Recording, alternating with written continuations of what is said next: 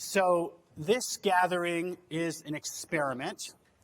We at Colorado Law have been continuing conversation around what we're now calling law school innovation, what we've called in the past Law 2.0, what Paul Lippy calls legal by design, what others, including us, have sometimes called the new normal.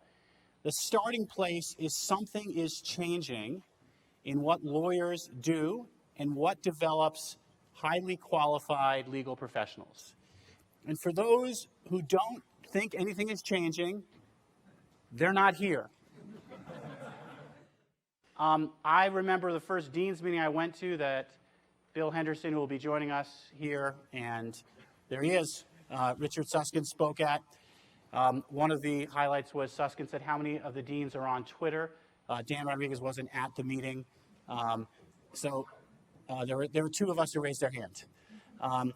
And Richard Susskind said, you know, people laughed at me in the 1990s when I said lawyers would be giving advice by email. Lawyers historically are not associated with innovation. They're not associated with change or even adaptation. They're associated with tradition. The Langdellian method of how law schools teach people is almost sacred or sacrosanct. And yet, the reality of what most lawyers is their world is not of a zero-sum debate that results in an appellate court opinion. And so I was talking with Amy Griffin, who will be here today, one of our legal writing professors, about the challenge for our first-year legal writing program where the appellate brief and appellate advocacy remains a formative experience, but yet that's not true to what most lawyers do in terms of adding value to their clients. So we have this existential challenge of what does the new model look like? Now, first, a word about me and Silicon Flatirons, and then I'll get to the challenge. I have viewed, in a sense, my career as an experiment. I quite literally took this job at Colorado Law in January 1999, saying, well, I'll try it for 2.5 years, see how it goes, and then figure out what to do. I'm kind of still trying it and figuring out what to do. And for people who live their life that way, there's a certain fear that comes in it because you're not sure, but there's a certain sense of liberation and possibility too. And part of it is you continue to examine what you're doing and why you're doing it. Because the goal is not to get into one groove and just stay there, but to continue to reflect on what can I do different or what can I do better. So that's how I approached the job as a professor. One of the first students I had here was Brad Bernthal, and not long after this, part of the experiment was to establish a center on law, technology, and entrepreneurship. And in what can be called a unfortunate going with the crowd, we called it Silicon Flatirons. I say unfortunate because there are all these Silicon alleys, Silicon Swamp in New Orleans, et cetera. And what that doesn't do justice to is the fact that every single community has its own identity and its own rhythm, and none of them will be Silicon Valley. Obviously, that's the inspiration for a lot of entrepreneurship and innovation, but every community has to figure out for itself what it has going for it. So I start this center focused first on telecommunications policy, which has been the area I've been most in, and we were so blessed to have Dale Hatfield as sort of a guide and true north.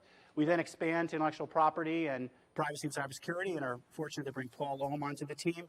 And then we bring Brad back to get our entrepreneurship efforts going. And all of these have complemented each other in really impactful ways and found enormous support from the community.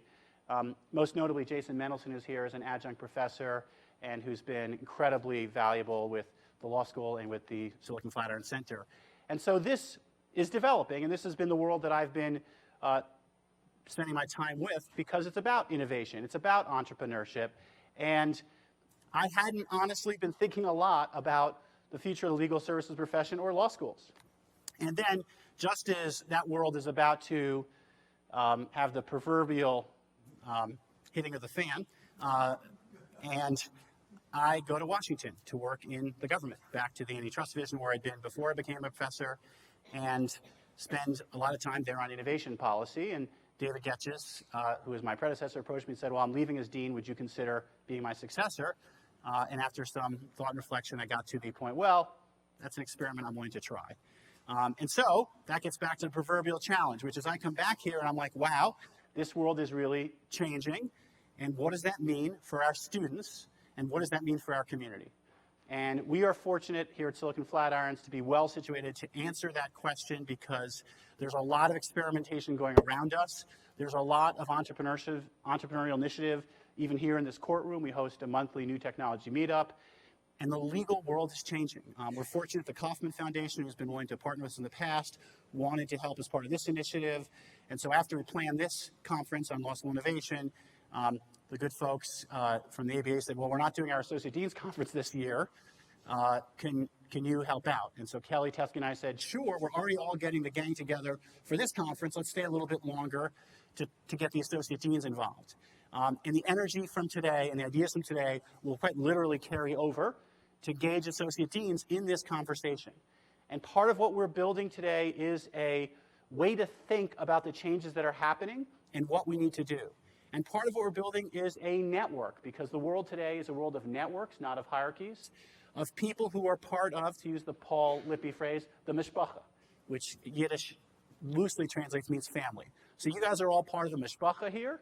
We really want your engagement, your ideas, because we have a lot to learn from one another. And I think we will only regret the things that we don't try, as opposed to trying too many new things, because when the world is changing, the answer is not to stand still. And the news for lawyers is the world is changing for everybody else. It's changing for us too.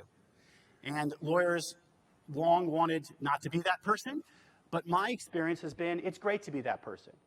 And so what I and students here have been experimenting with is what does it mean to be, and pick your phrase here, a legal entrepreneur or a lawyer by design or a new normal lawyer. And we're not sure what the ultimate phrase will be, but we do know that it will be something different than the traditional work and career path of lawyers.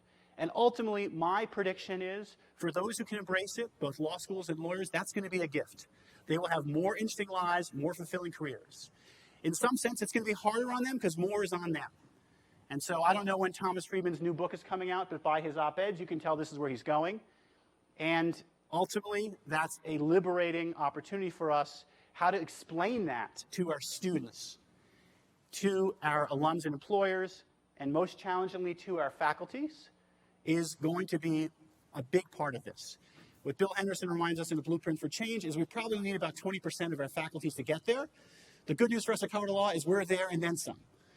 That said, we want to be ambitious. We don't want to limit this to a minority of the faculties, because ultimately the goal is to be as inclusive and engaging, because no matter where people come from, students and faculty, staff, community members, there's a lot everyone has to offer. Figuring out how to incorporate that is today's challenge. To set the table for that, I had to ask myself and Brad Bernthal, who would be the right person to spark our imagination for what this means to, and pick your word here, recreate, reinvigorate, innovate, reinvent, to use Dan Katz's phrase, law school.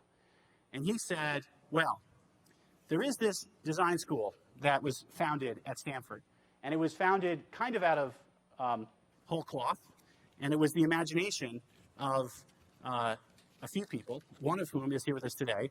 Now, we're lucky because we have one of the Kembels with us, which is John, who lives here. And so we get to borrow George from time to time. Brad Bernthal and I have taught a first-year course with a local venture capitalist, Brad Feld, called The Philosophy of Entrepreneurship.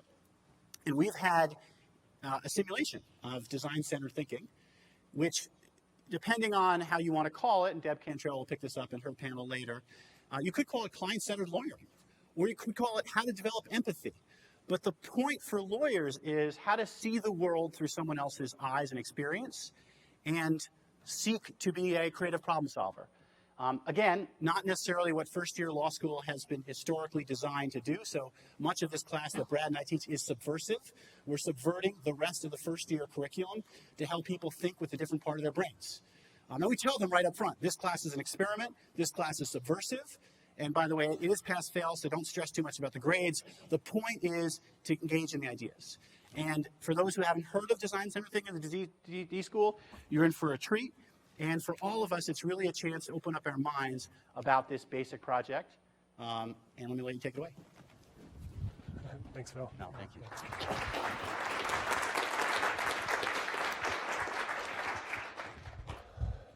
Hi, everyone. Is this on? Can you guys hear me? Great. Phil, that was, thank you for the introduction. When we talked on the phone, I was in Berlin working with our Stanford campus in Berlin and another D school we've helped start out there. And I was getting out of the subway for the short conversation. And just a short conversation, I knew immediately this was a place I wanted to show up and be a part of the conversation, just the way you thought. So I didn't realize you approached your life as an experiment, which I do too. And I never thought I would be at a university, and I've been now at Stanford for over 10 years, I think 11 years. It's good to see people in the audience I know. Jason was mentioned already, back from the Valley days. And see people in the audience who think they know me because they know my brother. For those you don't know, I'm an identical twin, and he lives here, and I don't. Yeah, we already had a quick conversation, Peter and I, earlier. He thought I was John. Okay, so I think what we talked about is I will talk for about 15, 20 minutes, but then we're going to shift to more of a fireside chat discussion. But the goal is to engage more of in a dialogue because I think you're starting a really interesting conversation. And the question I would reflect back to is the one I heard is, how do you design the future of law school or the future of the legal profession? I mean, do we know what the future of law school is? Anyone? No. I thought someone might raise their hand. I'd be like, phew. No. Okay. I think that is right at the heart of the problem, is we're all products of the industrial era, whether we know it or not. In the industrial era, I think how we've been groomed is to solve problems that we know the answer to.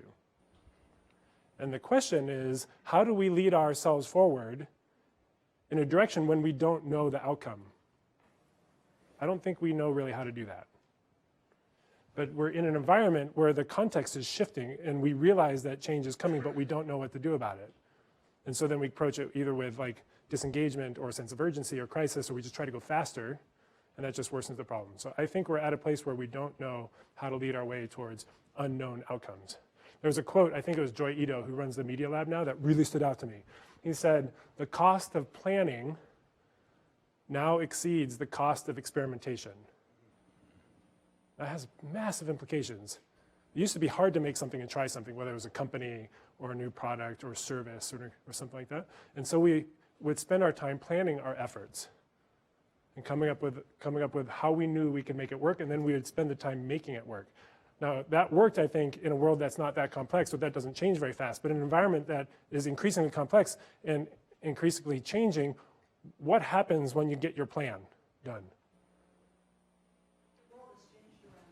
Right, it's either wrong or it's irrelevant. That doesn't seem to work anymore. But the ability to run a quick experiment now is a lot less expensive. And so the question is, do we plan our way forward or do we experiment our way forward? I think it's at the heart of what I want to get to today.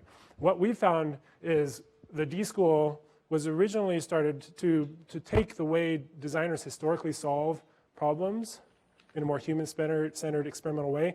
And we recognize that that could be a way to nurture and unleash the innovation potential of all disciplines. That we think that creativity is not just something related to the arts, but everything's a creative act. Designing a new legal framework, or a new business model, or a new hospital experience, or the airport survey experience, or K-12 education, all of those are creative acts, but we don't nurture the creative potential of all students. So they go out heavy in their analytical thinking and almost completely anemic in their ability to solve creative problems.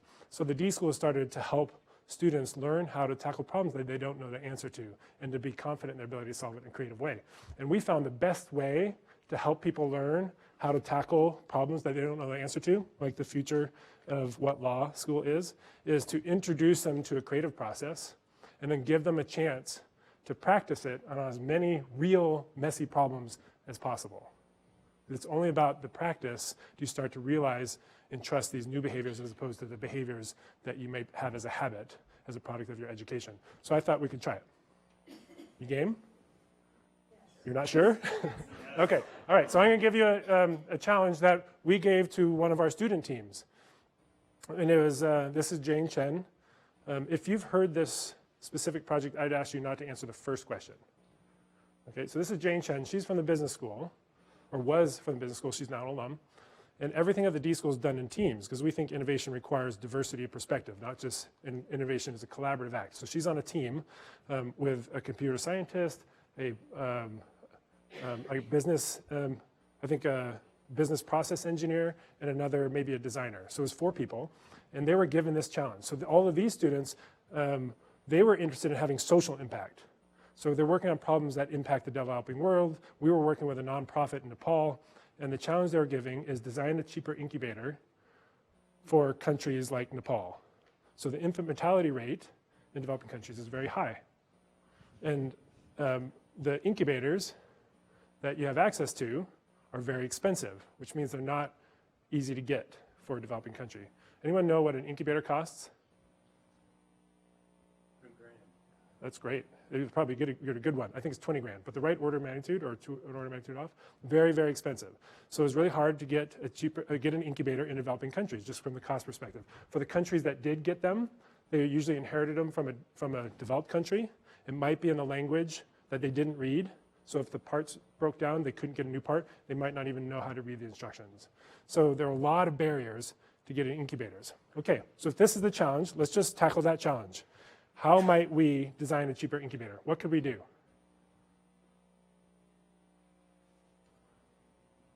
What would you do to reduce the cost of the incubator? Yeah. Use ambient heat sources. So something other than maybe electricity. Yeah. What else? Build it locally. Source it locally so you don't have to ship it all the way across the world. And you could probably use local materials, which also reduces the part cost. What else?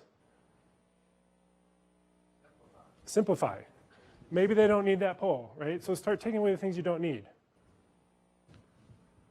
Violate the patents that are required to I love it. Violate the patents and just do it. It's like there's a different legal approach. One of the strategies of innovation is copy, or steal, or what do you want to call it? That machine probably was built to eliminate virtually all risk. You may want to think about what we do with handling some risk. Handling some risk, as opposed to reducing it entirely, which might lead to some of these other answers like reducing part count or not having the same features. Okay, these are great. You guys are jumping to solve the problem. If we followed all of those strategies, what would we come up with? I think we'd end up with another incubator. Just, yeah, it'll look like this. It's just an incremental innovation, maybe slightly cheaper. But these folks have been working on this for 20 years, I think, or a long time. And they didn't really crack the code. Maybe they made it a little less expensive. But I think what this reveals is more of our trap of thinking. Our tendency is to accept the problem we're given, design a cheaper incubator, and immediately jump to solve it. We're great problem solvers. Reduce the part count, source things locally. All really great strategies, but what we end up with, if that is the way we solve our problems, is incremental change. If what you really want is something that is going to change the game, you want innovation, you can't predict the outcome, so you need a different way to solve the problem. So the way we teach our students a creative approach is to disrupt those habits of mind and to start a different place. So one of the places we start is to start with empathy. You use that word. Understand the human experience before you solve the problem. And so for Jane and her students, they've been introduced to this creative process that starts with empathy. So the first thing we do is we put them on a plane and we fly them to Nepal. And now they're spending time with the doctors in the hospitals who have this problem. So instead of trying to solve the problem in your office or in a cubicle far away, you immerse yourself in the environment. So now you can imagine they're walking around the hospitals in Nepal, and one of the students is with a doctor, and they walk into the maternity ward? And the student was really surprised. It was filled with incubators. I think he just assumed that they didn't have it. It was filled with incubators, but the thing he was also even more surprised with is the incubators were empty. So he asked the doctors, hey, why are the incubators empty? And the doctor just said in passing, that, oh, all the babies are born in country. They don't survive the trip to the hospital.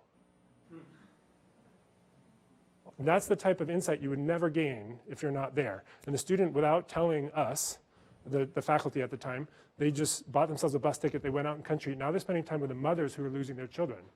And you can imagine what they're encountering now is the grief and the loss of mothers who've lost 1 or 2 or 3 children. And they realized it didn't matter how cheap you made the incubator, it wouldn't solve the problem because the babies weren't in the hospital. The challenge from that empathy was, how do you keep the babies warm to survive the trip? So that empathy led to an insight to reframe the problem. Half the failures in industry are not because you couldn't solve the problem creatively, it's we solved the wrong problem. As soon as they realized it's about keeping babies warm, a whole new set of new ideas popped out. So, keeping things warm. I don't know, sleeping bags work. And so then you start prototyping really quick and dirty prototypes. So in addition to empathy, we introduce an attitude of very rapid experimentation. And you hear that in language from like lean and agile and other methodologies, but it's how quickly can you test whether or not you're on the right track. So they're hacking things together, and from lots of little experimentation, they realize that there's a phase change material that looks like butter. You're talking about alternative heat sources that you can boil, and then instead of the temperature cooling like this, it cools like this. They put it in the back of the sleeping bag, and for less than 2% the cost of a traditional incubator, they are now able to keep babies warm enough to make the trip to the hospital.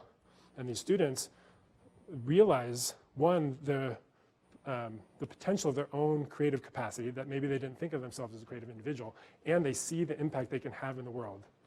We're not telling them someday you'll make an impact. They're working on a real problem right now. They've canceled all their big job offers. They started a company called Embrace. They're living in India. They're now, I think they've saved something like 50,000 lives. They're in clinical trials, and they have the potential to save something like 300,000 lives in the next 3 years, which in a country like Nepal would raise the GDP about $1 billion. So that's the type of approach that we use to introduce students with a creative process to tackle problems they don't know the answer to. So it's interesting to ask the question, how might this work for Redesign the Future of Law School? Just to, here's the latest version. Like from prototyping, they realized that the mothers, just by handing a prototype to the mothers were concerned with the disembodied head.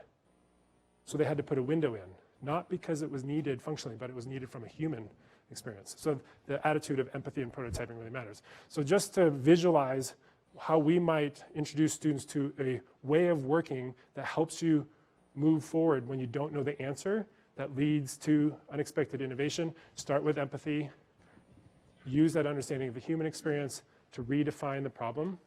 It's usually a problem that's different than what you thought it was.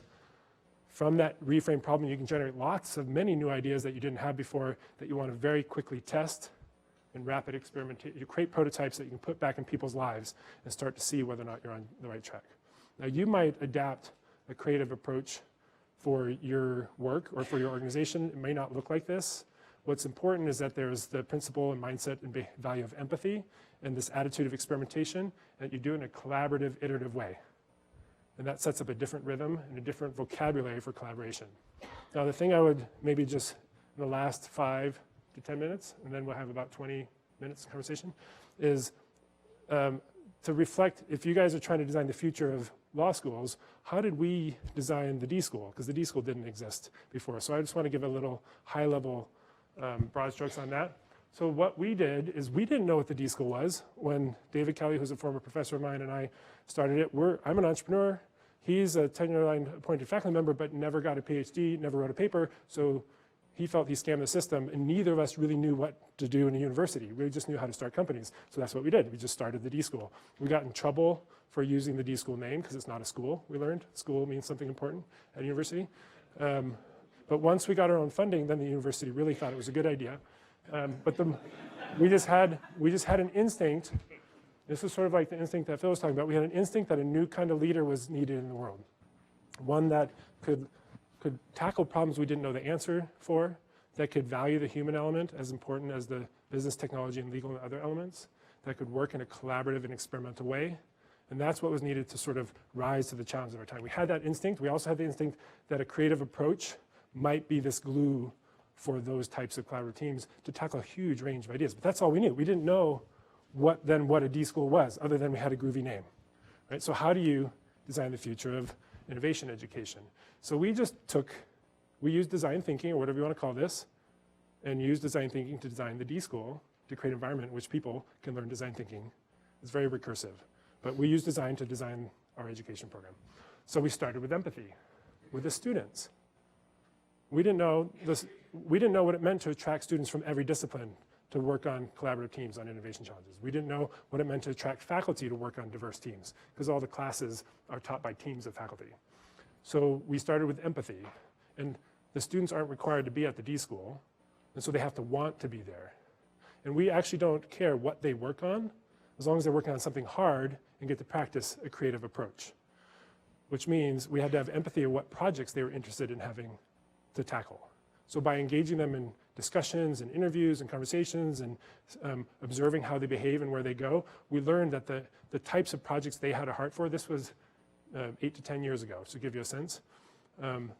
Before that, they used to want to be the next Bill Gates. And they saw the world as either for-profit or nonprofit. But at the time we were starting the D School, that had changed. They wanted to have social impact, and they didn't see the world as separate. They wanted to have impact in the world and commercial success along the same way. So themes like social entrepreneurship, health and wellness, redesigning K-12 education, those were some of the early themes that we just did projects around because we started with empathy for the students, and they came. And then the second thing is and this was our first D School class in boot camp. The second thing we did is we took an attitude of experimentation in everything we did, which I think is very different in most university settings. Even what we thought of as a class, that was our prototype. And this is the first syllabus of one of those classes. So you can think about how faculty usually plan a syllabus. It probably looks like most business plans. It's in a Word document or Excel spreadsheet, designed down to the day. It doesn't change. And you maybe do a survey at the end of class, and a year later you might change it. For us, we didn't quite know. So we did a rough prototype of a class plan and started the class. And at the end of every class session, we sat down with the students. How did that work? What worked, what didn't? And they were really surprised to be able to, well, the faculty were surprised that the students would join the debrief. And then the students were surprised that they could have a voice in the direction of their own learning. And then we could evolve. Like if we realized that we were going to go into prototyping, but they still didn't understand teams, we would just move the Post-it note and change the class. And they were surprised that they could direct their own learning. And so we thought of everything as a prototype, the class, and the learning experiences. Because there's no extra space at Stanford, even though we had a lot of money that we fundraised, we ended up, our first space was a double-wide trailer. So even the whole D School was a mini prototype. And we had to move from one temporary space to another every year until we finally got the people out of the building we would eventually be in. And at first we thought that'd be really cumbersome, but from an attitude of experimentation, it built a rhythm of reinvention. Every 12 months, we had an excuse to completely reboot the D School. If you think about rhythms in a university, usually once something gets going, it persists into irrelevance. As opposed to now, when there's something about moving from one space to another that humans expect change, when they expected change, we could drop bad habits. Like, we no longer meet that way, now we meet this way. We no longer hire that way, we now hire this way. We no longer budget that way, we budget this way. So we were able to add the attitude of experimentation of our offerings and of our whole business process to evolve the whole D School. And I'm convinced that the combination of our empathy for our students to follow what's important, when in doubt, follow the students, and have a rhythm of reinvention is what allowed us to evolve the D School going forward. So I just want to highlight in closing some of the few things that we learned along the way. One is that mindful of process isn't enough. We thought this magic design-centered process would unlock the creative potential of all students and lead to innovation, and it did. But bad team dynamics would blow up a team just as much as bad process. And the more diverse you have on a team, which we needed for tackle these messy problems, the higher the dynamics. And so we had to figure out, how do we build a mindfulness of team? And you know this when you're in a work setting. You'll work in a way and then something happens that just feels wrong. Usually we just gloss over it because that's a human issue. We've got business to run. But if you don't tend to those things as you go, they accumulate, then the team blows up. So we brought in this guy named Julian. He was a PhD in psychology. We affectionately called him the D-shrink. And we brought him in to help make it safe for the students to have that honest human conversation. And it turned out the faculty need him more than the students. But it was amazing what happened is it created an environment of, allowed for diversity of perspective to be a constructive tension as opposed to destructive tension. It created an environment of emotional safety, which you need if you want people to put their creative selves out on the table in an environment where there's pressure of getting the projects done. And it helped us create a regular culture of feedback. So this is after one of our exec ed programs. I talked about how we did a feedback session after every class. At the end of a 3-day workshop of executives, we sit down, debrief how it went, and evolve the program. And you add those things at the team layer to the process layer, and the whole culture starts to evolve. And the next thing I would say we learned is you can be mindful of process and mindful of team, and there's something else that can get in the way. Sometimes the space is in the way. I mean, what is this room designed for? What type, is it collaborative? No. What is it designed for? Listening. You listening, me talking. Like I have all the answers, and you don't. And there are times, I think, that's a very important format for learning, but what we found is when it comes to learning to tackle problems we don't know the answer to, expertise is not what we rely on, because that's based on historical knowledge. So we need to create an environment where students can wrestle with problems. It's more project-based. And we're lucky, I think, and you can think about this in your own environment. If you go into a conference room, what is that designed for? Talking. Talk, yeah. Does anything get done in a conference room? Not much.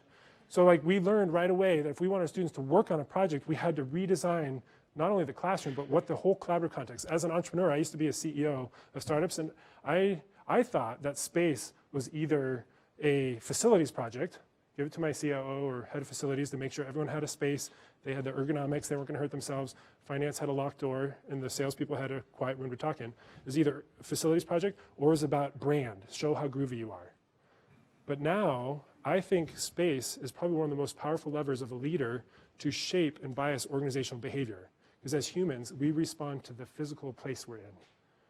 And we don't realize that we've biased people's behaviors without thinking about it. So we can reverse that and say, what behaviors do we want to amplify?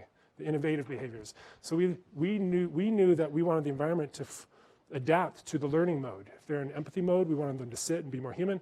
If they were prototyping, we wanted to get up and try stuff. And we put everything on wheels so it could move around.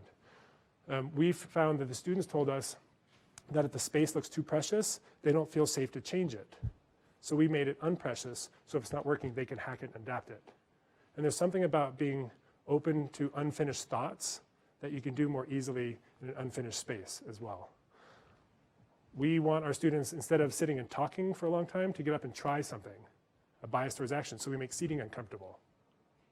Right? So they can't sit for very long. They get up and try stuff. And last thing maybe I'll just highlight here is status differences get in the way of innovation. If there are huge status differences, either between faculty and students or leader and worker, then people don't feel safe sharing what they know or their ideas, and you don't know where the good ideas are going to come from. So how do you level status? Conference rooms have status built in. There's a head of the table. Whoever sits there runs the meeting.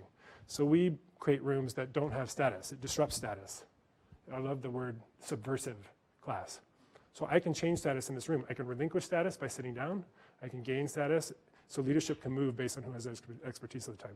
So I'm just highlighting these things of things we learned by taking the process of empathy and an attitude of experimentation and turning it on ourselves to experiment what the D School is involved with going forward. And now the D School has over 800 students, about the size of the business school. Those students have launched companies and projects that have impacted millions and millions of lives. The president of the university has asked us, how do we bring creative confidence to the rest of the university? We're barely keeping up. Even though we're doubling, students now come to Stanford graduate schools because of the D School. They want to go B School, D School, or Law School, D School, or Ed School, D School. And we're barely able to keep up to demand, and they're not required to be there. So there's something in this way of working that is attracting our next generation of leaders. And my twin brother, John, and I are asking, how do we unleash the creative potential of everyone on the planet? So as you think about designing the future of law school, what I've learned is when you don't know the direction, you don't know what the outcome is, instead of focusing on what innovations, what ideas are going to save the day, don't focus on innovation, focus on the innovators, the source of those ideas and nurture behaviors. Instead of focusing on attached to clarity of outcome, focus on the process you use to get to unexpected outcomes. Instead of relying on expertise of what's worked in the past, rely on the insights that come from diverse teams who are tackling a problem they haven't seen before. And instead of relying on your ability to predict the future, start with something small and experiment your way forward. What you're optimizing for is evolvability, not reliability or repeatability. Okay, how's that for just perfect. A quick overview? I'm super excited to engage you guys in conversation about what you guys are thinking about. So this is, what's the right architecture? So you sit on front here? I would sit over here. Yeah. Isn't that awesome? Yeah. We were going to put the table between us and you without thinking about it. Yeah. We're going to sit on our name tags. So first, for those who haven't read the book, or for those like me who own the book and it's sitting on their to-read shelf. Can I take this off, by the way? Yes. I rarely wear one of these. Carol Dweck's book, Mindset, is worth acknowledging. The idea here is that a growth mindset can be taught. So two quick mindsets. Fixed mindset, which is I am good at this, I'm bad at that, done, game over. Or growth mindset, which is I can get better at something. And one of the challenges of what you said is focus on innovators. We at law school have a legacy challenge because the legacy brand of lawyers is the opposite of innovators.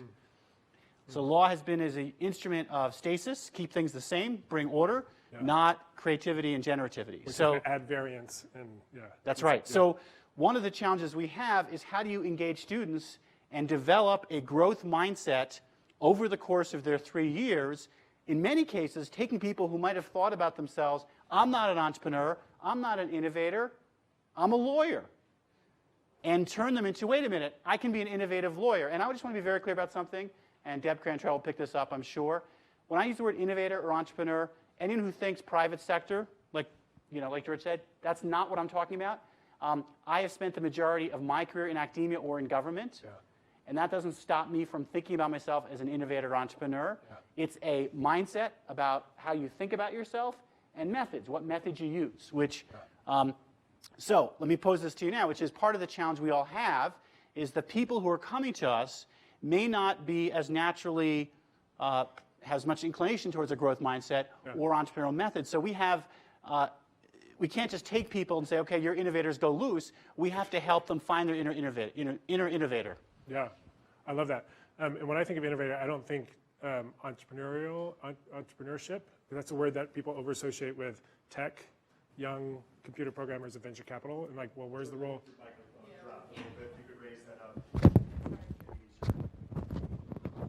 So I got more comfortable with my jacket off, but you can't hear me. Is that what is that better? Okay. I think if we're not careful, entrepreneurship, it gets over-associated with a young male computer programmer in technology funded by a venture capitalist, as opposed to the word innovator. African-American woman working in the public defender's office. Yeah, or the nurse, or the teacher. So I love the word innovator because the goal is not just to do tech startups. The goal is to unleash the creative potential of all people, regardless of the challenge they face. So I love that frame.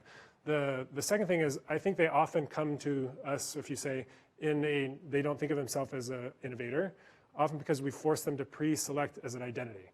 So what I love, there's two things I want to say here. So what I love about the D School is we'll have students who've come in and we force them to identify to a discipline. Am I an engineer or an artist? Do I like music or do I like science? And they don't get to pick both. We force them to pick one. And so they'll come in with an identity of an engineer, and then they'll work on a project like this with a team. And then what I love is they surprise themselves and they realize, I never thought of myself as an entrepreneur, but I just started a company with my teammates that is now providing alternative lighting to the developed world. And so they leave feeling like an entrepreneur, or they leave feeling like an innovator. So in some sense, it's allowing them to own maybe a deeper identity that we force them to segregate. And so it's in there. The second thing I think you find very quickly is there are some kids who come in more of a fixed mindset. We realized in our work that half of what we were doing with the graduate students at Stanford is having them unlearn bad habits they picked up in elementary school. Right? So, which is to get in, you think, what does it take to get in a place like Stanford?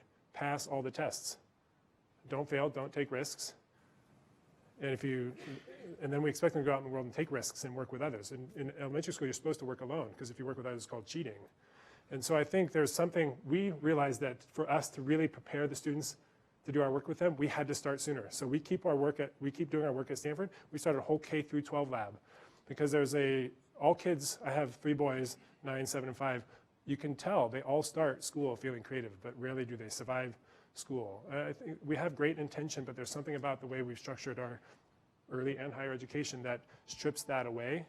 And so we've helped with the way we nurture teachers to create learning experiences where the teachers don't know the answers, but they can help the students discover new answers. And that starts to get really exciting. So I think our work begins long before here. It'd be interesting, like how do you educate legal thinkers starting in kindergarten? Well, and then how do you do better assessment when you're looking at your applicant pool who's likely to be effective legal thinkers and professionals?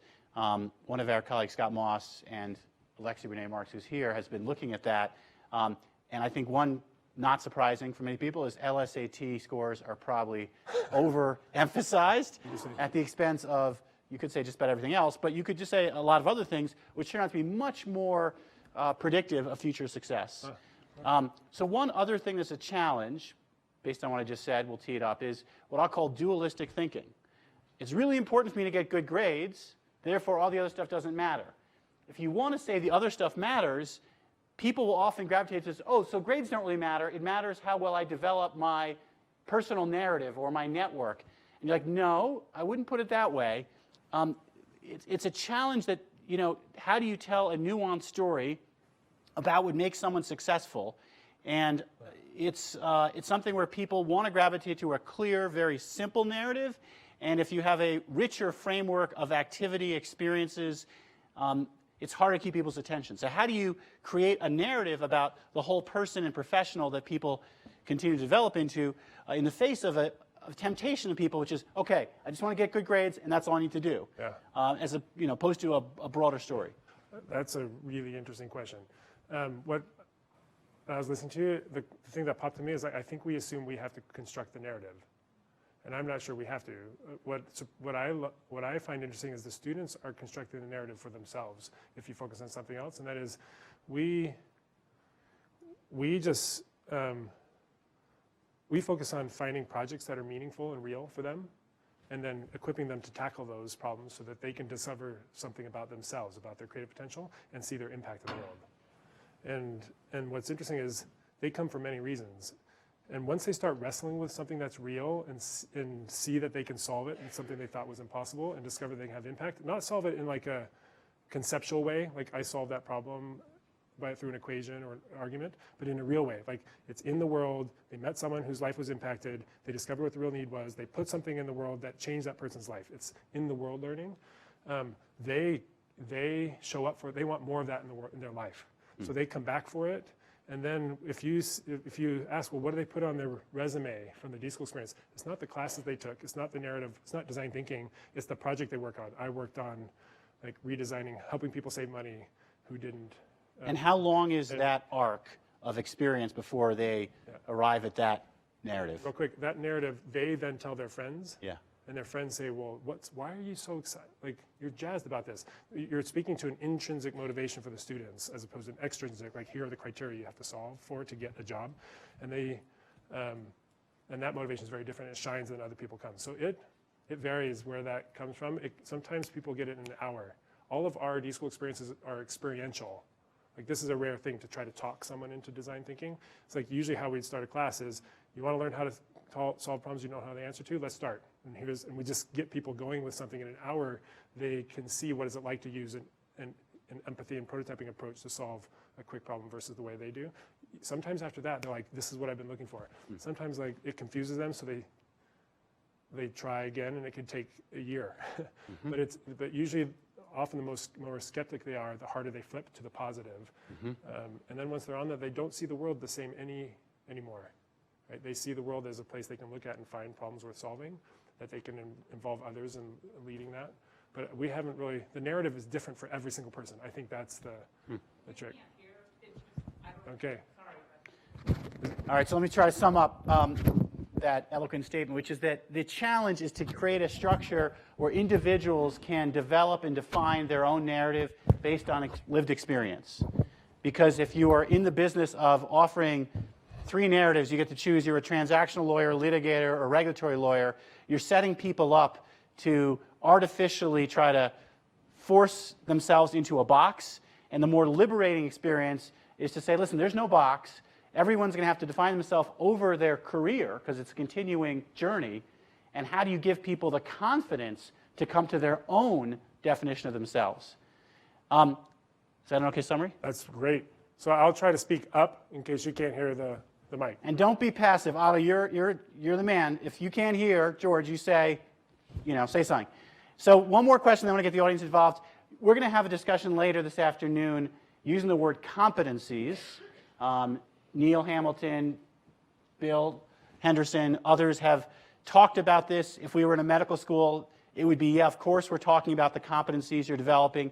In law schools, mea culpa, before I was dean, I never once thought about competencies that any of my students were ever developing. I was teaching telecom law, and I did collaboration in there. I did group projects, but I never thought of that as a competency I was trying to help people develop. So as we are becoming more self-conscious about the experiences our students have and what are critical competencies, any thoughts from your experience in the D School? Have you reverse engineered what you've done that's worked and said, aha, okay, this is a key competency because in order to be successful, they had to do this. Now I realize that's critical. Or is it constantly iterative such that you haven't actually been self-conscious about competencies? That's a great question. The first thing that popped to me was to use a different word than competency. And maybe this is semantic. When I hear the word competency, I think of a bar you have to jump over, like a certain threshold. As soon as you say that, there's like metrics about do you reach it or not. And there's like you either have it or you don't. Something about that word has that attachment to it, which I think of the word more like capacity. Do you have the capacity to? And so I think that's more of a, there's a spectrum. That word's more capacious. Yeah, it's bigger. Sorry. That's more. So like you can have that capacity, but it's still in its infancy. Or and then you can nurture and grow that capacity over time. I like that as a way of thinking about it. So there's never an end to like, I am an innovator, I'm now done, right? I found this is a lifelong practice. It's more of a practice than it is I've got the credentialing. So I would choose a different word. If I think about the capacities we want our students to have, they're not the ones that application. You talked about how do you select students. We had them, because they had to get into Stanford. And then once they got into Stanford, since we had small classes, they had to apply to the D School. And we tried everything to try to figure out how do we discern whether they had the innate capacities, at least to start with this. Like we had the front, why do you want to be in this class? And how do you think? They all know how to BS their way through that. So that didn't help, right? So we're experimenting with other ways to look at that. One that worked was, some people have talked about T-shaped people. You got disciplinary depth and the capacity to integrate that with other disciplines. So we literally drew an empty T, said, tell us your experiences in where you feel you're expert. And then tell us your experiences about working across different expertise. And immediately, you could see visually whether they were open. Like if all of their stuff was in this thing and they had nothing up here, or if all their stuff was here and nothing here, we knew they didn't have that marriage between honoring depth of expertise and an open-mindedness to other expertise. So that's one at a high level. In terms of these more human capacities, I would say this. Do you have that exercise, kind of the toolkit for that? Did you develop some materials around it? Yeah, literally take a piece of paper, draw a big T, and ask. It's it. That was an experiment. We didn't know, and it turned out that was far more enlightening for us about discerning whether they had, we didn't quite know what the capacities were. It was revealing to whether they'd be successful at the D School than writing about that. But I would think of capacities like, there's different modes of problem solving. Like analytical thinking is only one. There's visual thinking, there's physical prototyping, there's storytelling, there's sort of human-centeredness, like an ability to have empathy with another person. There's integrative thinking as opposed to just, and there's generative thinking. And there's all these other things, and there's resilience, which is about, we talk about fail early, fail often, make failure okay. I don't think that's the right framing. Resilience is, that one we here have thought a lot about because we've studied who gets jobs within a certain period of time after graduation. The number one quality that's important is resilience. So it's interesting, how do you create that? And we usually say make failure okay. I don't think that's it. Because failure feels bad. And I even think failure is the wrong word for it, right? If you want your first prototype, it's not about did the prototype work or not. Like did the product idea work or not? It's like, did that prototype act as a probe for you to learn more? If it helped you learn more, that was actually successful for learning. So we use the wrong word, I think, for our experimentation. So that's one. The second one is, it's not about it crashing, it's about whether you get up after it crashed. So I think we intentionally get students into, we call them learning traps, where they hit a wall so that we can pick them up on the other side and they can see that they can stand up on the other side. So I don't see, other than just vocabulary saying failure is okay, it's interesting to ask the question, how do you help students experience getting on their 2 feet after they've had something that didn't work that they thought would? Well, one will come up in Paul Ohm's panel about how students can stand out is students being willing to keep putting themselves out, even though they're going to often have to put themselves out a lot before they actually get a job, particularly their first job. One of the highlights last summer, Brad Bernthal got an email he shared from a student that was his and Jason Mendelssohn's, got a great job in another state after 100 coffees, he said. Okay, so you got the Malcolm Gladwell, 10,000 hours. This is the 100 coffee rule. Don't expect to get your dream job till you've had 100 different coffees with people you've sought to connect with, because it's a long game of getting to know people and looking for the right match. There was something right there about how do we create conditions where students will put themselves out there? They will put themselves out there if the teachers put themselves out there. So we found when we create the learning environments, if the faculty are afraid of failing in their teaching and they're sticking to their plan because they know the right answer, or they're afraid to tackle a problem that they don't know the answer to because their identity is attached to their expertise as opposed to feeling like they don't know the answer, we found that we can get the students to take more risks if we as a teaching team create risks. Like, we will model a bad or good interview for empathy before we have them do it. If we just talk about doing an interview and have them try it, they haven't seen us be vulnerable and have a bad interview. So I think there's a link between the risk of a faculty member and the students. Okay, so one big meta point, then I want to get the audience a couple questions. The goal of this conference, like I said, is building this mishpacha, this network. Key nodes of the network are the Colorado law people here who are kind of officially involved. So Paul Ohm, who will lead a panel, Brad Bernthal I've mentioned, Blake Reed over here, Melissa Hart, Scott Peppett, Susan Neville-Omart, and Alexi Brunet-Marks. I don't know if I've missed any, Amy Bauer over here. Any of those nodes, if you will, if you have ideas like, hey, we need to make sure we talk about this T-shaped exercise, it's a great thing to do in orientation, let one of them know, and they'll talk to either me or Laura Littman, who's trying to keep us organized. And we want to get out to people the ideas of this discussion. So please, as you have ideas, reflect on them, let us know, because the goal is to develop some opportunities to experiment. Our tradition here at Silicon Flatirons is the first question goes to a student. Nice. Yep. Otto? What is the future of law school? So in the Passover Seder, the some of us had there this week, there are 4 questions, and there's a great chance to debate which of them is the deepest. And one of the archetypes asked the question that's deep. At the Passover Seder, my daughter argued that was the deepest question you can ask. So the future is bright for those willing to experiment and for those who can think about where are these successful alums and how did they get there.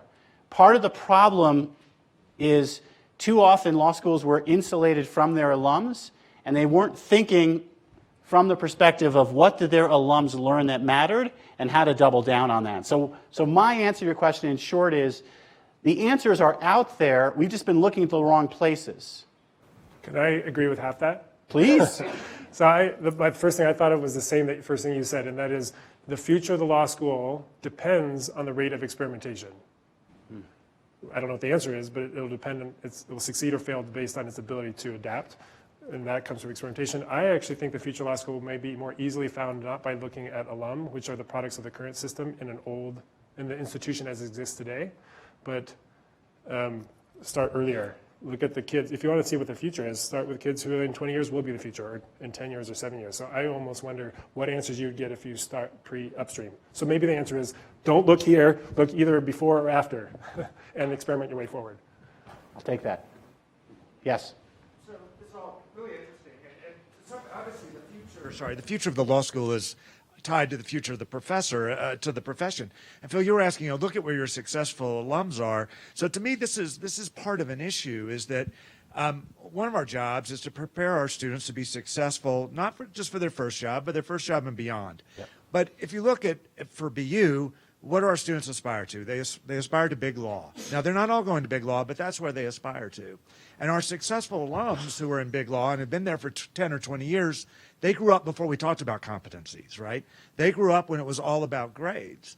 So how do we prepare students to, to succeed in the profession we think is going to exist in 10 or 20 years while still getting that first job today, inheriting a profession as it is?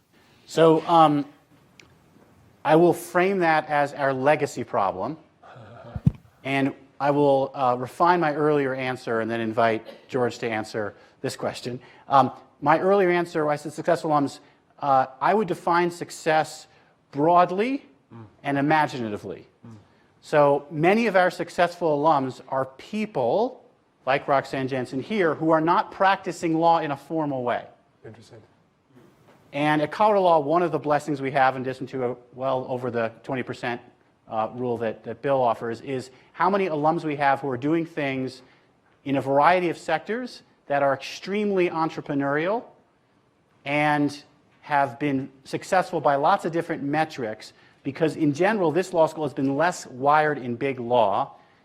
And so for me, that question leads me in a way that may be different than other law schools. On big law, I'll let Bill Henderson talk to people later about the interesting findings he's had about even who's successful in big law, which is very different. Okay, so let me give one quick example that kills me. A friend of mine, Bill Kavanaugh, is the managing partner of Patterson Belknap. He is the most successful litigator there by any metric. He went to St. John's Law School, was hired in a firm that did lots of litigation, getting paid a lot less than big law.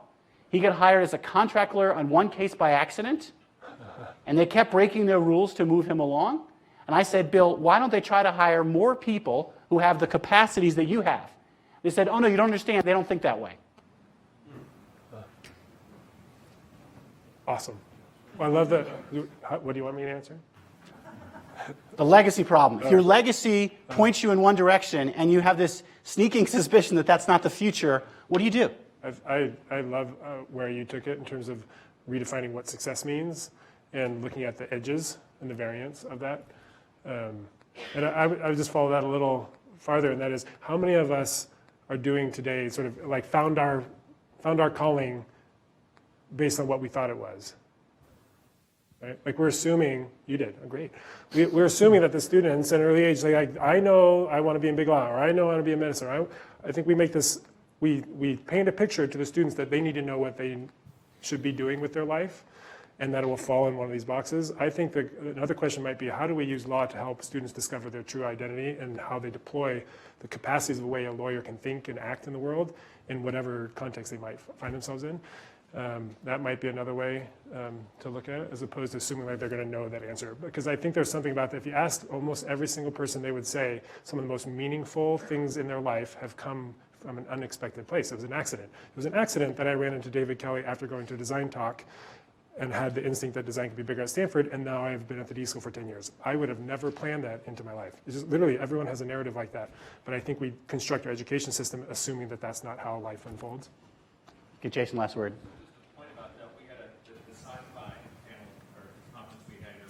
Right. So the last conference we had in this room was on science fiction entrepreneurship. And the problem was how do you define the future when you're based on everything assumption today? Yes. You and I met in year 2000. What were you doing? Startup. Yeah, you were a CEO and I was a lawyer. Yeah. Could we have imagined what we'd be doing today? No. And Impossible. I was like, how cool is that? Right. And we were on the cutting edge of being able to see the future as a tech CEO and as a lawyer at a venture capital firm. We had no idea what was coming. So the question is, how do you design science fiction, or how do you teach your students of divorcing themselves about today's realities so they're not handcuffed by them? Because even people who are in the business of the future can't figure it out. Can I respond with 1 minute, or we're done? You got 1 minute. Okay. I found the transformation is outside in, then inside out. So though you confront the student with external stimulus, like a new physical space, an external process they have to use, a hard problem they've never used before. They're around people who don't think like them. Those are external forces. What that does is it drives an internal realization that there's something else inside that they don't know how to access. Then the transformation comes inside out. They redefine their identity as an innovator. They then choose to put more of this in their life. They teach others. They change their physical environment, and they're on a new path. But it's not one that they would have been able to see from the outside. So first, I want to thank George for a wonderful opening talk. It's great. Thanks for having